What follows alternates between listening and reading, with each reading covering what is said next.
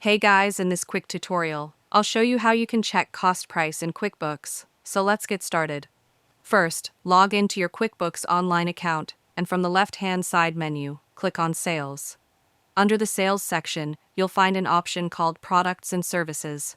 Go ahead and click on it. After that, QuickBooks will open a complete list of all your products and services. Here, you can see various details like name, type, sales price, and quantity. To view the cost price, look for the cost column in this table. If you don't see the cost column right away, click on the small gear icon at the top right corner of the table and make sure the cost option is selected. This will make the cost price column visible in your list.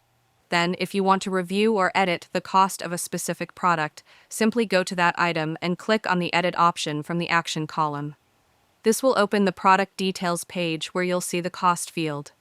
Here, you can check the current cost price that was entered when the item was created, and if needed, you can also update it.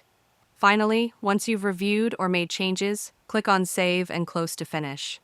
By following these steps, you can easily check and manage the cost prices of your products in QuickBooks Online, making sure your inventory and profit tracking stay accurate.